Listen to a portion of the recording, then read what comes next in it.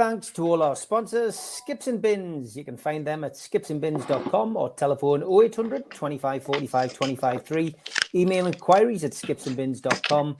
Website skipsandbins.com. Easy contract free and pay-as-you-go waste collection. Big thanks to Mr. Vicky's Sauces Handmade in Cumbria. You can order them from their website, mrvickys.co.uk, or by telephoning 01768 210 102.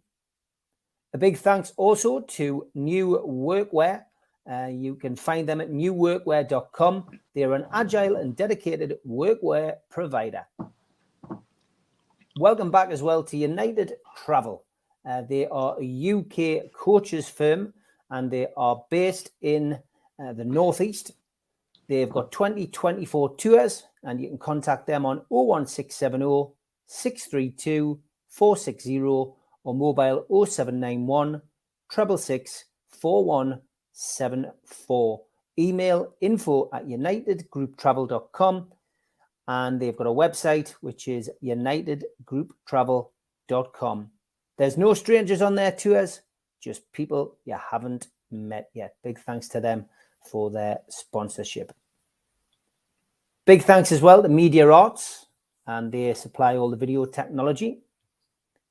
If you want to become a member and get a cup, a pen, a membership card, and a scarf, then get your smartphone and put it over this QR code. It will take you straight to the membership pack. It's a £25 one-off fee. You can also go to NUFC Matters website and search membership pack to book today. If you want to help the channel, then subscribe to it by hitting the subscribe button. Hit the thumb up under the video to like the video and click share to share to your other social media. We're also available as a podcast on iTunes, Spotify, and other podcast providers. Don't forget, we help the food bank on this channel.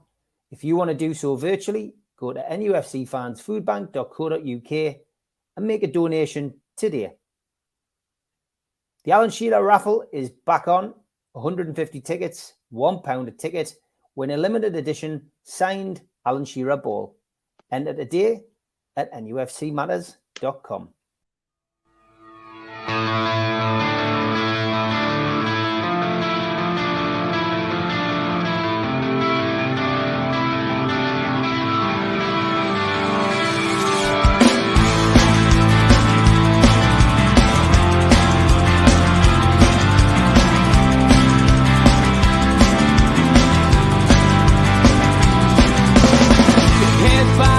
Critics attack. It feels like I've been talking to myself again.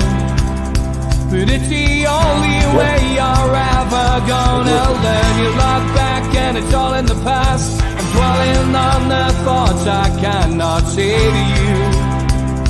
If I don't say the words, then maybe it's not true.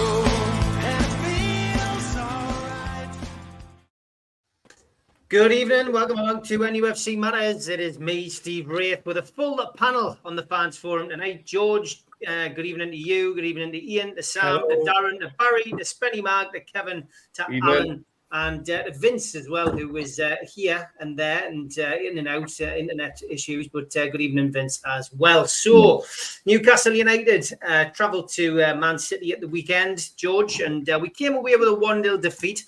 We came away with a lot of plaudits, certainly from their manager, who said that he had to change the way that he set up his team because ultimately, if he'd gone to attack Newcastle United, he fears the worst would have happened. So that's a big compliment from Pep and somebody as well who, at the end of the match, made a special, venture over to the Newcastle fans to applaud them as well. So all in all, we didn't come back with any points, but we came back with some plaudits, George. Is that enough? No, plaudits don't put points on the board, I'm afraid. And they were there for the taking, in my view. If we'd been a bit braver, Pep out-thought Eddie again for me. But there's certain areas where if we'd gone a bit harder and had a bit wiser on the pitch, we could have given them an even better game and got something out of it. For example, the first thing, don't get me wrong, I love Miggy Almiron. Well, he's due a rest, I'm afraid, after Saturday. And this excuse, about him only being left-footed, I can't stand people that's paid thousands of pounds a week saying they're left-footed. For God's sake, when I was 15, we used to go in the bloody car park at the back of St James's at the big stand with the coaches, including Jackie Milburn, shouting at her, left foot, right foot. And you had to use the foot they shouted. And by then, we had quite a good few players who could at least kick with 2 feet. But somebody that's an international player still using the excuse he's left-footed, that's not good enough. He needs a rest, I'm afraid. I love it in a bit because of his enthusiasm, his smile. But Saturday was his time to give him a break, I think, and give young Barnes a run in the team. The pluses for me, the back four, immaculate. Back five, in fact, immaculate. Sven Botman, whoever scouted him for it, should get a bonus because he's a dream. He really is. Shaw wasn't far behind. And for me, man of the match, Trippier. However, I have a thing about Trippier as well. Why do we buy a fantastic Italian midfielder who's a dead ball specialist and still let Trippier take all the bloody free kicks and corners and everything, every other dead ball? The manager needs to think that one out a little bit, I'm afraid. I hate to be critical of him too much, but no, a good game. We played well, lots of plaudits. It could have been better in my view. Don't be over-critical, but could have been better. And that's on the field. Off the field, I'm even more, got even more grumbles. But I think it was a good game. We played well, but for me, we could have got more out of it. Interesting, Ian, to see the crowd's reaction on Saturday. I personally thought that that in itself told you that even their supporters now see Newcastle as a bit of a threat, whereas last year they would have seen it as a formality. Newcastle just turn up and we steamroller them and we get the points. Yep, they got the point on Saturday, but that seemed like a big win for them. Yeah, so I look back, I was just saying to lads before, I look back at the results of the supposedly Big Six and some of the European results. So we've got to put it in a context. We lost by 1 goal. We lost 1-0 to the best team in the world. What I said before, like when we were on Saturday. I've had a chance to watch the extended highlights, not the full match, unfortunately, because my way of watching the games isn't working at the moment. So I watched the extended highlights, and I thought I pretty much go with what George says, obviously, as I always would do. Legend that is George, but like from what I saw, the first half we lacked the thing that makes us the best at what we do is the press, the intensity. You don't give people a second on the ball. We lack that, but I thought they crowded the midfield. I thought I don't want to be critical of probably what I think is the best young manager in the world, like Eddie Howe. But I thought we needed somebody on Foden because Foden ran that match start to finish. Like when I was on with you, Steve, on Saturday and you were watching it, the only name I was hearing was Foden. And when I watched the extended highlights back, it's only 10, 12 minutes, whatever it was. But he was just linking up everywhere. He was dropping in every hole. He was everywhere. I understand what we do with the middle three, go forward together, go backwards together. Some will drop, some will go. But I think if we'd have had somebody playing number 6 and just sitting on Foden, that would have helped us a lot, and we didn't. That isn't our philosophy, and that's not how we want to play. I understand that, but in this game, I think somebody sat there helping the back four to get the ball out would have been a massive bonus to us, because however good the back four were, as soon as they'd done the defensive work, we didn't have that cohesive. That the triangles that we play in weren't there. We couldn't get the ball out, and the ball ended up getting turned over, and they were back again. They had all the ball, and that's where we lost it for me, anyway. Okay, Chivas, your take on the game, mate, at the weekend? Well, I'm going for if buts and maybes type of game. If we did this, but we didn't do it, maybe we could have done this. But you know, we've got to take into context as well who we played. We've just played a team that's won 4 trophies this calendar year itself. I do think in the first half we did show them too much respect and we looked a bit out of depth a bit. Second half they tired. I think we came back into it, but then they did what they're very good at with the ball, is just keeping it and tiring us out by keeping the ball, just doing little triangles, sideways, whatever, making us do the work. Chippers, I'm I've not got going to a thing that I wanted to say. Sorry to interrupt. I had a look at the games last. I was meant to come to this, but I didn't because I forgot. Apologies. But of other teams that played last season at City, and it's like City 4, Liverpool 1, City 4, Chelsea 0, City 4, Arsenal 0, City 6, Man U 3, City 3, Bayern 0, City 4, Real Madrid 0. We got beat 1-0. Yeah. You know, tell you what, worth writing that list, mate. Worth writing that list. Yeah. You know, I'm surprised it's come from Ian. You know, I did that when I hadn't had a drink. I'm just, you know, like I was just going to say, before this season, every time we played Man City, it was a case of, oh, how much we're going to lose by. I dreaded it because I thought they're just going to rip with the bits like when we play them, and more often than not, than they did. For us to go there this season and think, oh, we've got a genuine chance of doing something against these, it shows again the strides we're going. So to only lose 1-0, I think defensively, Botman and Shaw were like Maldini and Beckenbauer-esque in defence. The keep Holland pretty much quiet. I thought midfield, you can see Tonali's still adapting to this league. I thought Joe Linton, he looked.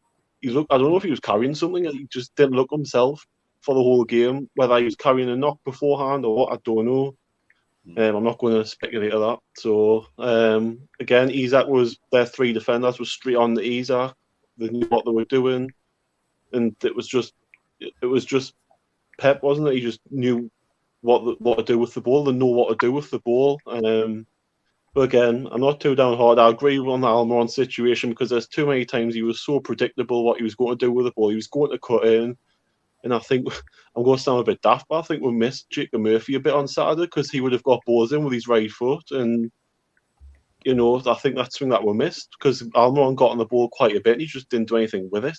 Or if he did, it wasn't very good end product. So, like I said, if buts, maybes, but at the end of the day, if you lose 1-0 to Man City and you come away a bit disappointed, it shows that you're going in the right direction, doesn't it? Definitely. Okay, good stuff.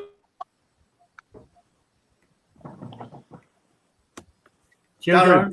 Yeah. Go on, Darren. There's Steve froze. Yeah, he's good. Can you hear it, Darren? Steve, you look like he was blowing you a kiss then, Darren. No, and I was amazed that Steve, but how are you? The internet dropped off. I said, we watched the match together. Obviously, match day live at the weekend. How do you feel after having a bit of time to reflect? Well, a few comments what's been said already. You said at the start of the program, Guardiola changed his tactics deliberately, which helped Man City win, helped Man City. We didn't play, we didn't turn up. We know we didn't turn up. And like as George said, the legend he is, Botman and Shaw were like outstanding all the way through the game. But I'm just more. I fancied to win, I really did, but just we didn't turn up. But it's not the end of the world. Yes, it tells you what players are not going to be good enough. Like Almiron ran around all day, done nothing. We were saying, Steve, we would get him off. And I would not play him on Sunday. I would play Gordon on the right and Barnes on the left. And I would drop Joe. If he had a knock, like Chipper says, I'm not too sure, but I would play Shaw Longstaff in midfield. He got more chance of getting good challenges on Liverpool. And Joe Linton. I think they got beat. I think they'll be angry they got beat. So I'm expecting some sort of reaction on Sunday off the lads. And again, if we get beat again, I don't mind getting beat. I'll be more disappointed, Darren. I'll be more disappointed on Sunday if we get beat. I'll be absolutely. I know, but if you look at Liverpool's attack, Alan, they're good going. Now they're dodgy going forward, but they're good going forward. Mind you can't say that. Yeah. And they're fast going forward. Nunes, Salas, and they're all good going forward. You cannot say thing. It could be like a 4-4 game. Do you know what I mean? It's going to be an interesting game on Sunday because it could go swing anyway. But we got beat up the best team in the world. We didn't play well. We know we didn't. But we rub ourselves down and go again. I think the players were angry how bad they played, and when they get, you see on the players on faces how upset they were. You always look at the players' faces when we get beat. They all look angry, not angry, upset and knocked. So I'm expecting a good reaction on Sunday. Okay, Vince, you were at the Villa game. You obviously didn't go to City, but you've had a chance to catch up with it now. What was your take on that match of the weekend? Well, I watched it with my mates. I think is all you keep talking about how bad Newcastle were. It's how good Man City were, right? We all going, oh, Stones is out. Oh, was it De Bruyne is out as well? But the both players that came in to replace them were just as good. They kept the ball. And Rose was the one that scored. The way they moved the ball, when you've got Edison who can play a ball to someone's feet 60 yards away as well. There's a keeper that can play like that. They were just really good. You're seeing put someone on Foden. Foden is class. Foden is the best English player we've got. Who you gonna put on him? It doesn't matter. You'd still do it. He's fast. He's quick. The way the team moved, we did well. We stopped Haaland, but when you stop one, another one just pops up. Man City were really good. Having a go at it, saying, yeah, we couldn't do this. It's what Pep does. Like I said, we are playing the best team in the world. We only beat 1-0. We did have odd little chances. If Wilson just slipped Miggy through instead of going left, he went right. He just played Miggy through. Miggy, ran his butt off. And it was you can see going forward, but he did cover a lot and he had to defend a lot as well. And he did pick up and cover a lot in the box as well. So, you're saying that, he grafted his butt off and he ran full pelt. Then he meant you could tell the lad was knackered. So it's it's fits and starts with me. They were really good. They've got great players, and that's what they are. Have you looked at the other teams? I've watched the other teams play, and the only one I feared was Man City. Because now you look at the others, I don't think anyone else is even going to go there and do what we did. We had a chance, we could have even nicked it in the second half. We stepped it up. He made a couple of changes, did well. But you've got to give. This is where you've got to give the other team. This is Man City, and they did play like that. Pep said it. He knew he was worried about Newcastle, so he changed it, and that's what he does. He changed it, and they proved it. And it's still everyone was saying, "Oh, they're going to be tight in that." And they're all full pelt for the 90 minutes. They just came out with. We thought, and it's just one of them. When you're playing a game, a team like that in form, and you've got players who can just bring in that Akanji was of a John Stones and what was the one? What was the one in the middle? The Argentinian. What was his name again? Is Alvarez or Alvarez? Alvarez. That is. In the first half, he was classing his goal. Killed it, which I was a bit disappointed with that, because Bottom came across because Byrne had let that go. Byrne should have followed it in and then covered and swapped with Byrne, but he didn't. But that's why Alvarez was just left to score. But but for me, the lads did their best. But when you're playing a team like that who are in form, and I can't see anybody challenging them for the league this season. Not from what I've seen in the other teams and all that. But no, we'll give it a shot. Lost 1-0, come away. Shake that off and just get on with it, because I can't see any other teams playing that quality against us at all. So yeah. Okay, Barry, you joined us as well on Matchday Live. What was your take? Seeing the highlights of the game. I was going to say, I've watched stuff back, and I think there was just not just the performance of the team. There was a few things went against us. I mean, the booking of Gordon. There was a couple of times when it looked like Gordon was in danger of getting sent off. I mean, Howe likes the idea of having. I think had Gordon not been booed, he would have brought Barnes on. He would have took Miggy off. Had Barnes on one side, he would have had Gordon on the other. He would have gone for them that way. Obviously, that fell through because Gordon did look as though we were going to go down to 10 men. So obviously, took him off instead. Miggy, I think, did what Miggy does best. He put 200% in. It didn't come off for him. But I mean, like you said the other day, Steve Walker had a tremendous game. Kyle Walker was one of their star players. So we struggled going forward. It's one of those things. It's like Ian says. You look at the previous results that other teams have had against Man City. And Christ, I would have been happy if somebody had said, I was like you, Steve. I thought we're going to be lucky if we get a draw here. I thought it's going to be lucky if it's 1-1. People said, oh, we're going to beat City. It's going to be the first time in 25 years. Nobody's done that. You look at the teams that have failed dramatically to get anything against City. There's very few teams. City have got to have a really shite day for them to get beat off somebody. And at the weekend, they didn't do it. Foden was incredible. They didn't miss De Bruyne, like you said. It was just some of ours weren't up to speed. Joe Linton didn't look particularly on form. Our defence was superb. I wish people would stop having to go Dan Burn personally because I thought he was class. As the whole defence was. Can they not bloody leave him alone? Oh, he's too slow. He's too slow. He didn't look at it the City game. He didn't get caught out. But we are now doing exactly what you guys said. We're now picking at our own players. ESM's gone, so we're going to have a dig at somebody else. We're going to have a dig at Miggy. We're going to have a dig at somebody else who didn't play well. The team got beat 1-0 off City. Move on. Hopefully we'll hammer the Scousers at the weekend and everybody will be up again. We're just waiting for Isaac to put 2 goals past them at the weekend and we'll all be happy. Okay, good stuff. Seems to be a split, really. Some people think we've played well in the chat, but, we were unlucky. We came up against a better team. Some people feel we didn't turn up. I would say the first half we didn't. The second half we did. Spenny, what's your take? Basically, we didn't turn up the races. It reminded me so much of the Wembley game against Man United. In the first half of that game as well. They went at the races. The heads were turned because of the cups on the pitch, maybe, or the who they're playing against, and the heads as well. I thought their goal was I thought Pope should have had a hand in it. To be honest, I thought he should have gotten a better hand on that. For me, it's not a negative result. It's 1-0 against the champions of Europe, champions of FA Cup. Simple as that. They haven't been beaten since last November at home. So that's one of your stats as well. It's 18 games or something in it, something like that. That's November. And did someone say we should drop Almiron? Me, I said it. All right. I Me you too. got that idea from.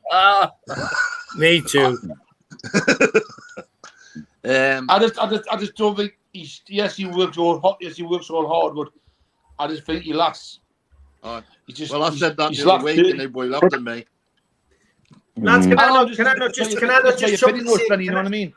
Can I not just chuck this in about Almiron as well? That people are getting on his case. People are always going to find somebody to have a go at. People are doing the same on social media about Bruno. Do you not everyone's got an opinion. Do you not think it's down to tactics? Do you not think it's down to the fact that we've now brought Tonali? We've brought Tonali in. We've had to fit him into the midfield. He wasn't in the midfield last year. Longstaff was. Longstaff sits deep. Bruno pushed forward. Bruno and Almiron and Trippier linked up last season in that little triangle, which was so beneficial for us throughout the season. And I generally think that Almiron is suffering just as much as Bruno is because of bringing Tonali in and having to adapt to a different formation. And that, for me, is the reason. Now, Longstaff came on. I don't think Longstaff did anything when he came on. He hasn't had a full pre-season like the others. I don't understand why he didn't bring Anderson on, because there's no doubt about it for me. When Anderson came on Saturday, he changed the game in the midfield. He was more productive than Longstaff was. So for me, I think I don't disagree what he's saying, Spenny and Darren, about Almiron, because it's there, it's in the stats. But I think, unfortunately, due to bringing Tonali in, and because they've only played 2 games together, I think it's going to take time for them to do this system, get this system right. For me, Steve, as well, this system you're on about there, The system he's playing is a right wing backs and left wing backs. So I can see Livramento being brought in and then swapping with Trippier coming into that game. That's what the philosophy is with Almiron. He's expecting Almiron to drop back and Trippier go forward and Trippier do the vice versa and doing it on the left side with Lewis, hopefully, and Barnes. I think that I can see that's what he's thinking that way. Maybe he's in the future. I think at the moment I'll be very surprised if he changes the team unless Joe Linton is injured. If Joe Linton's injured, and I mean he didn't look injured, he was in his kids' football match, he didn't have a pot on his foot, wasn't on crutches. That photograph told me a lot, I think, in those terms. The club have said nothing, which is not unusual. They don't tend to come out. We'll probably not hear anything about Joe Linton until Friday's press conference. But I just think being critical as well. With Gordon playing on that side instead of Almiron, he's going to be tracking back as much as Almiron does as well, and covering for Trippier. I'd play Gordon through the middle. I genuinely wouldn't. I wouldn't play him wide. I wouldn't play him wide. In the 21s, he was cracking. The tournament is brilliant. I just think with a 4-2-3-1. Yeah, I just don't think. But I think Gordon's work rate is superb. I think he's like Miggy, very similar to Miggy. He'll run through a brick wall for you, and he'll leave his foot in and get out. You know, he got away with it at the weekend. He got took off because he would have got sent off. I think that was the reason he got took off in that game. But his work rate was superb. But he's got no productivity. He's got no end, and he's not a natural born finisher like Barnes is. Barnes should be starting on the left. If Eddie Howe doesn't start Barnes on the left in the next couple of games, I'll be very surprised. That means goes back to what I said earlier. Joe Linton swaps on the left and goes in the middle. Gordon could do that as well, or do it in the right. Depends whether Big Joe's had a full week's training. There's his excuse. Joe, we haven't trained full game. Gives him an opportunity to change things slightly. But, what he does and how he does it, I don't know. Kevin, you often come up with the tactical side of things. I've probably stole your thunder a little bit there. But am I right in what I'm saying? Am I right in what I'm saying with potentially Almiron and Bruno suffering from this inclusion of Tonali for now? I wouldn't say suffering. I just think when we didn't have the ball playing in a mid to low block, we were playing like a 4-5-1 essentially, which didn't allow Gordon and Miggy to get wide quickly because of that. They were that narrow. And that's just to make the field narrow, and we try to condense their midfield. But however, they overran our midfield. And yes, Phil Foden was fantastic. Yes, he found pockets in space. Of course he did, because the reason why, and I mentioned this Saturday within the WhatsApp group, was the intensity from the kickoff. Rodri and Angie dominated in that midfield because they played to their base of their 3-5-2 when they had the ball. When they didn't have the ball, they played a 4-2-3-1. Angie dropped back in to create that fall. Now, and even Pep said it, transitionally, Newcastle United are one of the best teams in the country to do that. And it's very hard to play against us when we transition from defensively, offensively, defensive. That's how we work. That's how we operate. But our intensity to stop, who I thought Rodri was better than Foden, in my opinion, because I thought he controlled that midfield. I thought he just dropped deep, he received it, played 1-2s with Angie, and then just played that one pass, in my opinion. So that's as a coach, that's Eddie Howe's problem. That's what he didn't fix. He didn't fix that problem, stopping the ball going forward first. So if Man City, you've got quality across the field. Look, hey, it doesn't matter who you can put. You can put Scott Carson in centre midfield, and he'll be able to do something in there. It doesn't matter. So if you, as a coach, tell Bruno or you tell Joe Linton to get tight or Tonali to drop in, it doesn't matter. Play the double pivot as a 3 or a 5 with whoever tucks in. If nobody's pressing the ball initially, or Isak dropping in to press that ball, deeper than he would normally, that was the problem the whole game. Do you think Isak didn't press enough? He never got a chance. Isak. Yeah. He was isolated because he was told to stay high. So that's what I seen. But again, if you stop that initial ball playing through, and it's playing through the lines, playing through the thirds, if you stop that ball initially, then with intent press, and you don't have to go and kick them, you don't have to go and put them into the stand, just get in front of them. But we stood off them too far right from the minute one. We said, okay, this is where we're stopping. We're not going any further. Yeah, and that was disappointing. And I mean, other lads have said it. Whoever, can't remember who it was, but if we played on the front foot and played the way we played, we could have beat them on Saturday. Because they played exactly the same way against Sevilla. If go back and watch it, they played exactly the same. Kyle Walker tucks in, they play a 2, and then it's like a 6 in midfield, essentially. So yeah, it is what it was. You're playing against one of the best teams in the world, in my opinion. The best team in the world, in my opinion, just the way they play. I agree with Spenny. I thought Pope could have done a lot better with the goal. I thought he could have shifted right a little bit, not going too far to his left and his near post. But again, defensively, we could have closed that gap. We could have pressed higher. We could have pressed that ball a little, just to make it a little bit more difficult. It was a wonderful finish, but if there's no, I could have scored that. You know what I mean? Anybody could. If you've got a decent strike about you can have a strike, a goal, and get it on target, and you're more likely going to score. If you've got no pressure, anybody could do it.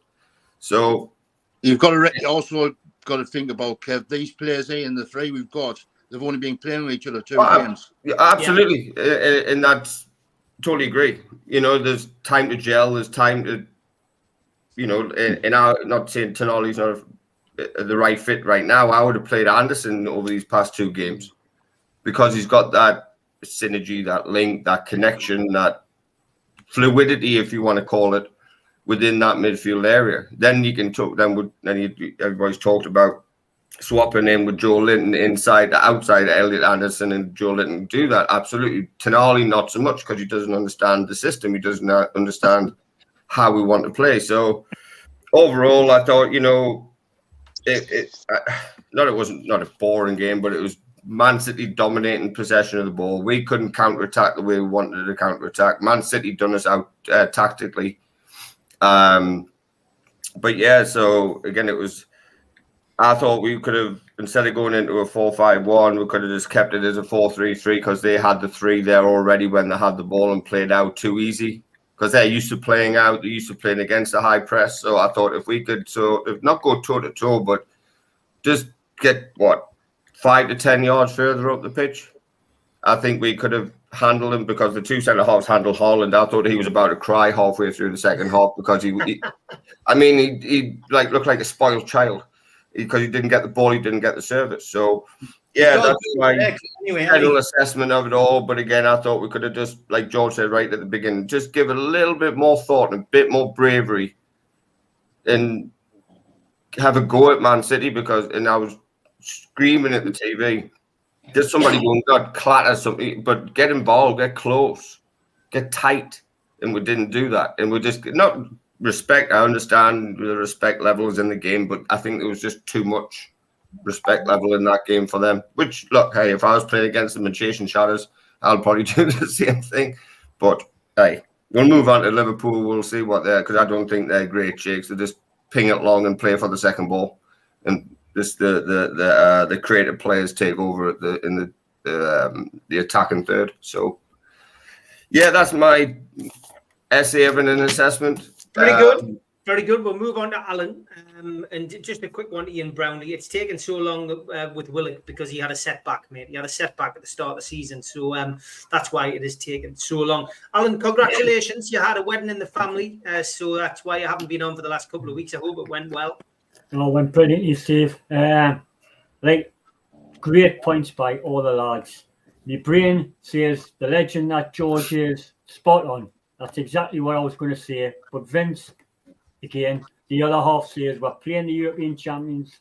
All the lads made great points from Darren to Kevin, Spenny, everyone. I'd be in the camp of Darren as well. I'd drop Mickey for the Sunday's game. But it is what it is. We're playing the European champions, the best team in the club team in the world, without a doubt. It's just exactly what George said. I just wish we could give them more of a game. And like Spenny says, it was like a cup final. You just want that little bit extra, that little bit more inventiveness, quality up going forward. I thought Gordon and Miggy were the same that way because Isaac was isolated and he didn't get into the game. And I felt sorry for the lad, to be honest. And you've got to have 11 players on top form against Man City, and that's because they're so good. And if you've got Joe Linton and Bruno slightly off, I thought Tonali was our best midfield player in midfield, even though I thought was poor. But we'll move on to Liverpool, and I'm hoping for a reaction more than anything. And if we stuff them, like Barry says, all will be forgotten because, we haven't won for 50 million years at City, so we haven't lost out any. And to be fair, Man City are, in my eyes, a class above everybody. But it's 2 games a season. If we beat them at St James's, then, that's even Stevens. You've got to concentrate on all the other games. And to be fair, lads, it's going to be the most competitive Premier League season ever. There is 8 teams fighting for 4 places, plus Man City for the title. So there's like 9 teams, and it's going to be super competitive. So we've just got to dust ourselves down, as Brucey would say, and move on to the next game and really go for it against Liverpool, I'm looking forward to it. I won't be able to see it because I'm away again, but I've had my fingers, toes crossed because we're all that Liverpool won, and I'm looking forward to it immensely. But hopefully, we'll do them, and then we'll have a smile on my face. But I'm in the George camp on one side of my brain and the Vince camp on the other. That's we're all European champions, but honestly, there was a chance there to beat them, and that's what gets on me. I hate getting beat, and none of it like getting beat on the panel. And every Newcastle fan, none of us do. European champions or not, we still want to win the game. But my take is we'll move on, get over it quickly, and Man City will hammer a lot of teams. So let's move on to the next game, lads, and take it on board.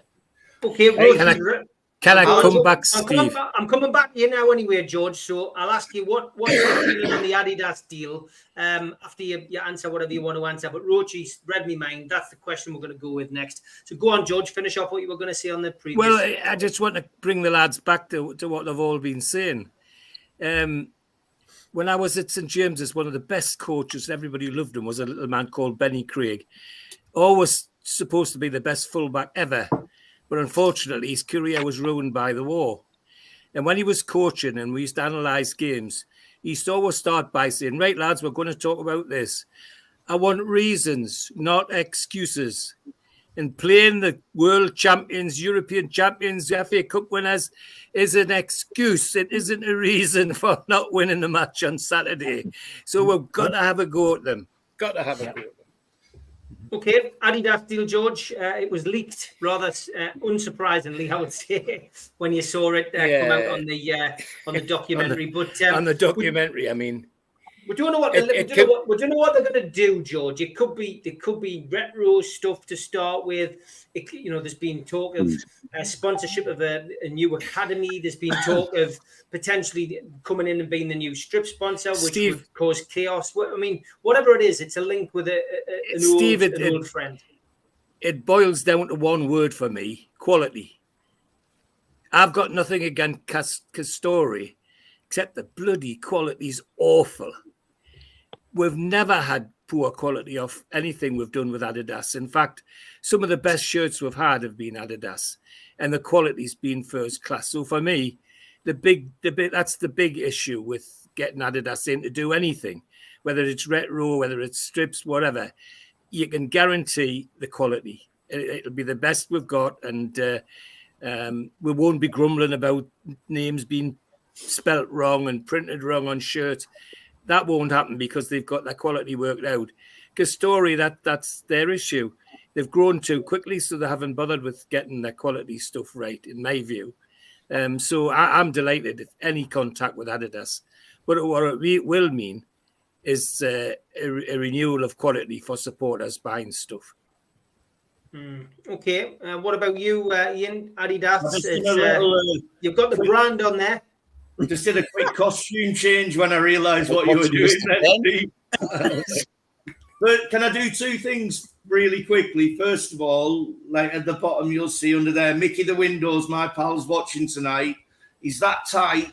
He thought he had to pay to subscribe, so I've told him he didn't have to pay, and now he's watching. And he's messaging us all the way through saying he played Barnes over Gordon and he pays for very little and all this. So anyway, I just thought I'd give him a shout out. I don't know where that crackling's coming we're getting some interference from somebody, lads. Can you all mute your mics, please? I'm not sure what's going on there. It's something to do with somebody's phone. I'm not sure what it is. There. Oh no, that's not it. Is it George? No, I'm not going to go through everybody here. Ian, it's not you, is it? No, it's not you. But yeah, go on, Adidas. Well, yeah, no, Adidas. Well, Adidas is my favourite brand of clothing. I've got I've got 2 wardrobes full of it that don't fit us anymore because I'm too fat, you know. So I want Adidas back. They're my favourite strips. I know there was a few that didn't quite hit the mark, but the iconic strips for me were Adidas strips. So yeah, I'll be buzzing to get them back. I don't know where the leak came from. I think there might be more of that than meets the eye. I don't know whether that was an accidental on purpose leak or from someone. It just seems a little bit of a schoolboy error for a massive, you know, one of the biggest companies in the world to do that for me. But yeah. I think it's a great thing. When's it going to happen? There's talk of it happening sort of now. It's happening in the first week of September, isn't it? Which was when the last episode when the last episode was due to go out on Amazon. So you know that in itself tells you, you know, that there was a plan behind it, and this has been an accidental leak. So yeah, disappointing in a lot of ways, but. I've been speaking to a lot of people about this over the course of the last 48 hours, and you get a feeling people are saying, well, are they going to be able to change strips halfway through the season? Well, yes, you can do that. Are fans going to be happy about that? Certainly wouldn't be if it is indeed going to be a strip sponsorship, and then or a new designer strip, and then on top, and then no, because in. I reckon I haven't bought myself the new strip yet, but I got Tommy's got one for his birthday, and I'm more than happy to see the back of Castor, to be honest. And but I mean, you've got to bear in mind there's a lot of people spend lots of money on these tops, and if it was going to be a new strip, it wouldn't be fair. It wouldn't be fair, that, you know what I mean. So it will be interesting to see how it all pans out. But in theory, we're not mourning, Bill. We're not mourning. We're just saying, you know, we're happy that Adidas has come in. We don't know what the situation is. We just need to wait and see what it is. And it could be a training kit. I mentioned that on Friday, Mark. Could Adidas do the training kit this season until they take over the actual kit? Of course they could. And there's no strips training kit sponsor. So Darren, Adidas, happy? Yeah, I'm happy to hear. I say they've been our best sponsors in the past. I'm glad to go back with them. I kind of agree with you. I think it might be training kit sponsor or perhaps like our tracksuits in the club. I think it'll be like, I don't think they'll change the strip for the next season, personally, because I think, as you said, the club knows fans have spent 70 quid on the top, which is not cheap. So I can't see them changing the top up if like season kicked off. So I'm happy with the Adidas, and I think they'll do a better job in Castor, because you know in the pre-season in America they couldn't get the Castor stuff and Newcastle tops across in America. So that's what I'm saying. So the club will be happy. It's a good deal for the club. Yeah, I mean, Alan, I don't know what you think, but I mean, you know, Adidas, like any strip, you know, manufacturer, can make some horrific strips, and Newcastle have had the fair share with Adidas. You know, I don't buy into this sentimentality that they're the best that we've ever had. Umbro probably, I think, statistically were one of the best for Newcastle in the past. But look, it's one of those things. People are getting all, you know, teary-eyed because of the connection with the entertainers, I think. Well, to me, lads, it's just a global brand, and it's going to make our club more accessible around the world. That's what I'm looking at. the fact is, Ashley left with such a mess that whether Castori are part of that problem, everybody can argue about. But for me to have Adidas on board, it's just a great move. And going forward, lads, revenue streams, what we've been talking about, getting extra money in the club to buy better and better players. And so, long may it continue. The more, the better. Brilliant.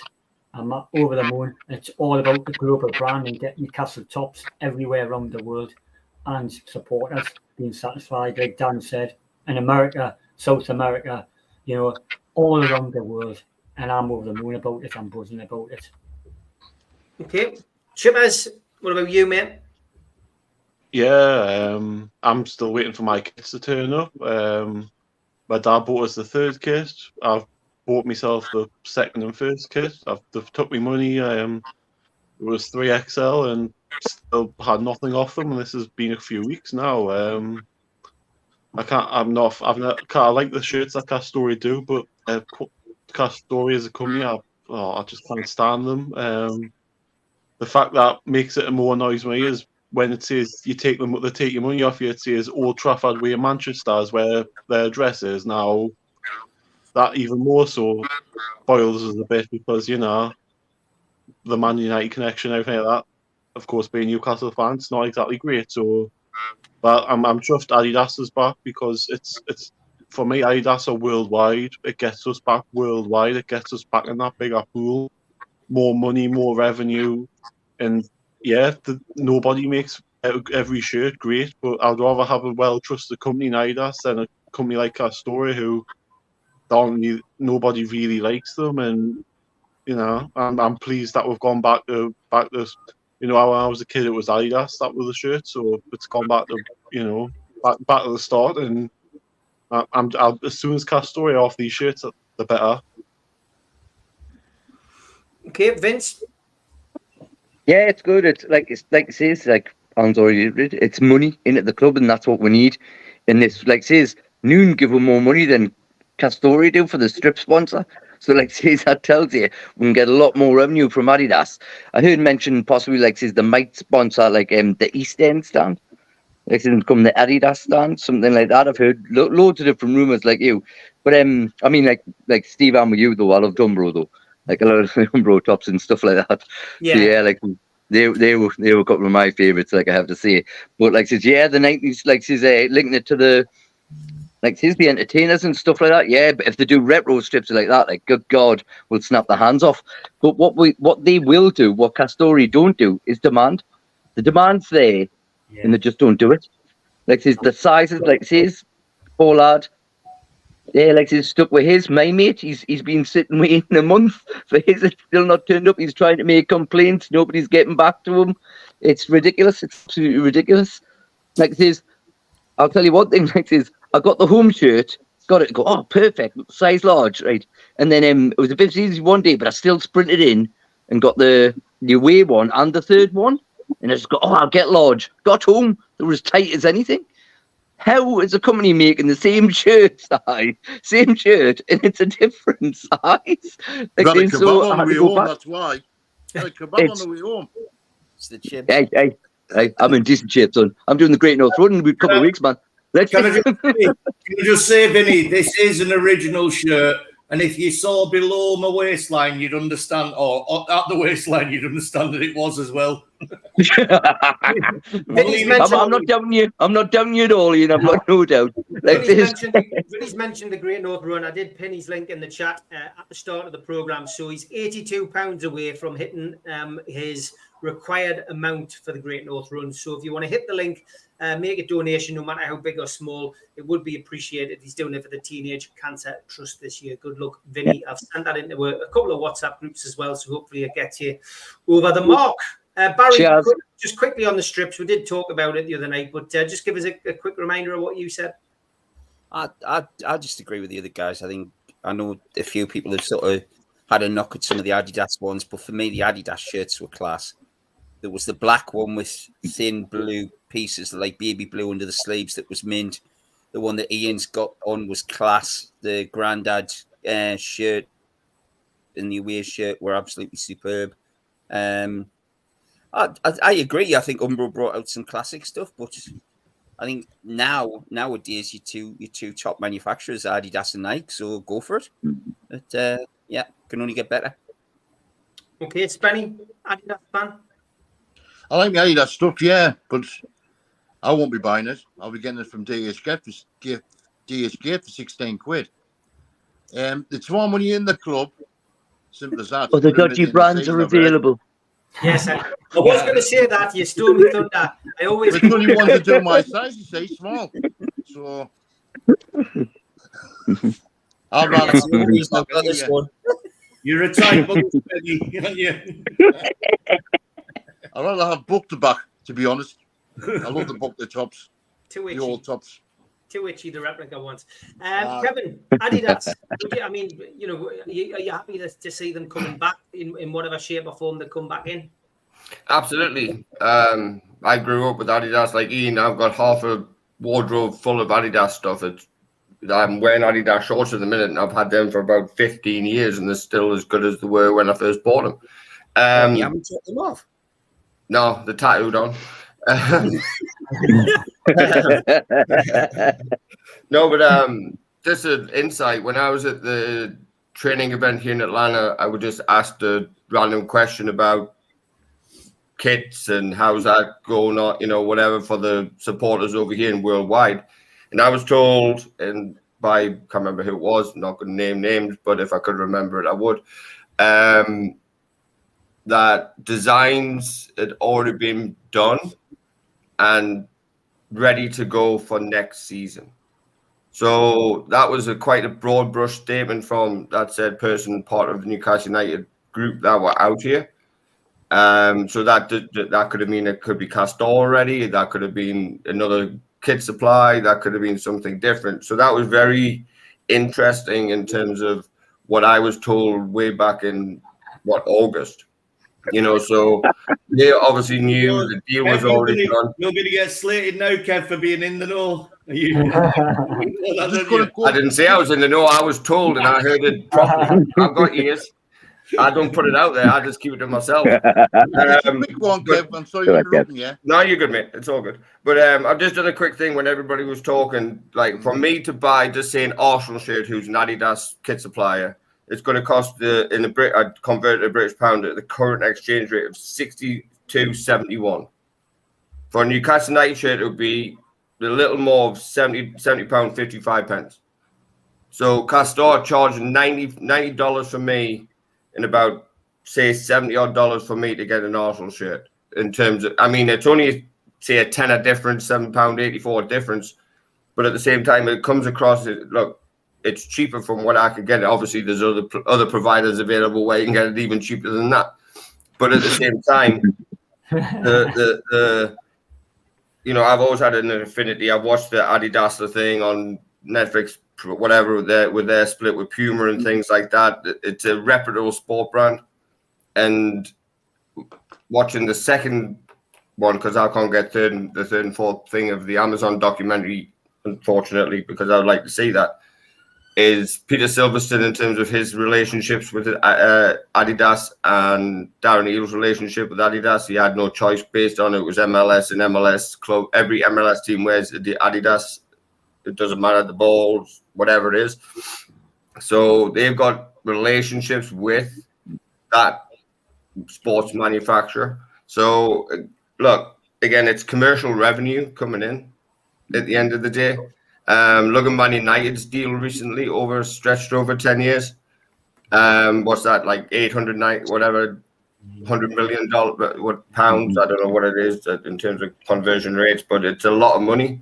And if we get something over 200 million for a 5-year stint, that's again a lot of money coming into the club. So when I wore my green one, my stitching's coming out the green Castor one, which was bought from the club shop, which was apparently legitimate. Now that's fallen apart after minimal wear. So I've still got Adidas shirts, but even from coaching days, the quality is a lot better. The customer service, you'll see, you will actually be probably able to speak to somebody. I know somebody personally here who doesn't live too far from me who is an Adidas rep. So that's what they do. They work with local clubs, they work with bigger clubs, they work with pro teams. They'll be on the end of a phone if you need somebody. It doesn't matter what time of day it is, they'll be picking it up, you know, and I've had to do that personally with that said person. So yeah, so I'm excited for it. I just want, like, and I think Mitch said it on the professionals yesterday, just keep it simple. Don't go like the Arsenal away shirt with the wavy stuff on it, and, you know, just keep it Newcastle United. We're not, you know, just keep it simple black and white, a blue or a green going forward, or whatever you want to do, but just don't go crazy with it. We're not, you know, we're quite a simple people. We don't want anything extrovert. We want something where we can all wear as together as one. Can I just say a quick thing, Kev, before you sorry. What I've heard on the grapevine, the 1st of September, these are the lost strips. The lost strips when the Adidas was left Newcastle, they're bringing them out. That's what I've been told. No more than me, but I think I've... Go on, George. I think Steve, you know, if our Neil was on here, I'd be saying to these lads, he knows a company in Dubai that's had an order with Scott Story for hundreds of thousands of shirts, and they've never had an email, not an acknowledgement, and they're having to buy them from their competitor. It's ridiculous, absolutely ridiculous.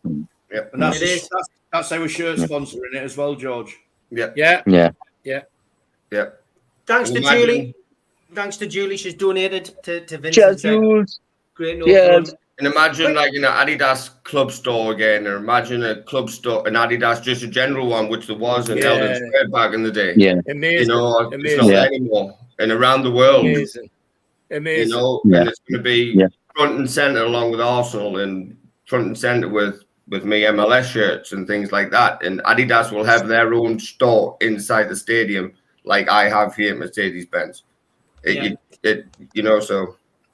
Okay, there's a few of the lads on here won't be on any other shows until the next fans forum. So I'm just going to come to you for your prediction for Liverpool. Ian first. I think we're going to beat them. I'm hoping for a penman, but I'm saying a 2-1. 2-1 win. Okay, Darren. Oh, you're on mute, Darren. I like to say, yeah, you're unmuted, Darren. 4-1, Darren. Hello. 4-1. Go on, Darren. Give us your prediction for Liverpool. We can hear you. Alan, I'll come to you while Darren sorts his technical side of things out. Go on, Alan. 3-1. 3-1. Chippers. I agree. I think we'll win 3-1. Okay, Vince. Yeah, that's how I was going to go for 3-1 as well. Barry. 2-1. Isaac. There, double. Okay, and Spenny. 5-0. That's the way, Spenny. What? Unbelievable, yeah. For a pint before the game. Can I just say, when I was younger, I used to know an Adidas rep as well. I think he was from Germany because I got the Predators cheap for £25. His name was Carboot. Oh, God. Oh, very well. Any sponsorships are the best. Coming have been cancelled. The Orleans are the best. Go on, Vince. Go on, Darren. Quickly, give us your prediction. 2-1.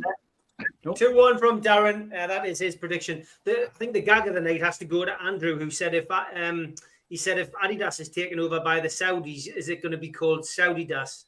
Very good. Mate. And he's also predicted 6-1. Thanks for that, Andrew. Great show. Great show as always. I'm back 6 o'clock tomorrow night with Melly Barnes, who is not a happy camper at the moment. Man United fan, of course. But we are back with a Premier League show tomorrow night. Looking forward to seeing him. Come on and give him some stick. That's it for tonight, though. Thanks to George. Thanks to Ian, Alan, Kevin, Darren, Sam. Thanks to Vince, Barry, and Espelli. Take care, lads. We still do 7 NUFC Matters show a week for free. But if you want to help support NUFC Matters, then there are a few ways of doing it. Hit the like button on each live broadcast and video. This helps the channel grow. Hit the subscribe button and select the all notifications bell so you don't miss a single show. If you want to help us financially, then you can join the channel using this button with the membership starting at $1.99 a month. Or you can drop us a donation in the chat using a super sticker. We're also looking for sponsors. If you'd like your brand advertised on the flyers for the show and featured during the ad break, then email John at nufcmatters.com to arrange today.